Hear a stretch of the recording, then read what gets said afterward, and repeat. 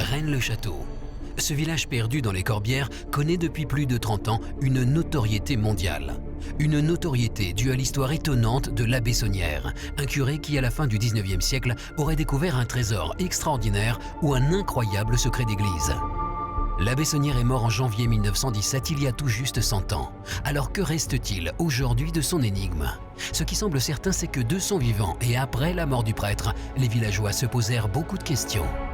Les gens du village parlaient entre eux, l'abbé Saunière a trouvé un trésor, mais ça s'était pas plus divulgué que ça. Voilà, c'était resté en petit comité entre les gens du village. Dans le village, ça restait cette histoire de trésor qui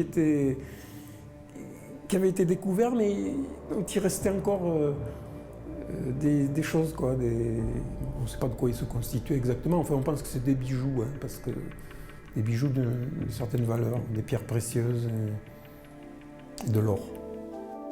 Cette histoire d'or attira dès les années 60 de nombreux chercheurs de trésors, mais aussi des journalistes, puis des écrivains qui allaient peu à peu transformer l'histoire de l'abbé Saunière.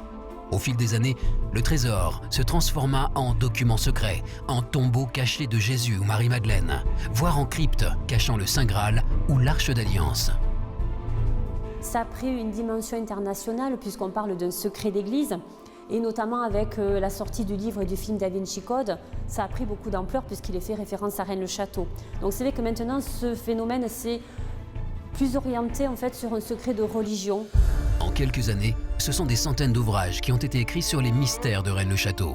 Aujourd'hui, on peut encore voir sur place les étonnantes constructions de l'abbé comme la tour Magdala ou les décorations très particulières de l'église. Il existe de nombreuses théories sur l'origine de la fortune de l'abbé Saunière ou de son secret, mais à Rennes-le-Château, certains habitants pensent savoir où se trouve la cache secrète du curé. Nous, d'après la tradition orale et les anciens, nous savons à peu près où se situe cet endroit. Je ne vais pas le dire, mais c'est un endroit très proche de l'église. Enfin, c'est dans des souterrains qui servaient sûrement d'évacuation à l'époque de la citadelle, quoi, à l'époque où Rennes était une place forte. Alors resterait-il les 100 ans après la mort de l'abbé un trésor ou des archives secrètes dans les souterrains de Rennes-le-Château? Pour le maire du village, tout n'aurait pas encore été révélé sur cette affaire. Je pense qu'il y a trésor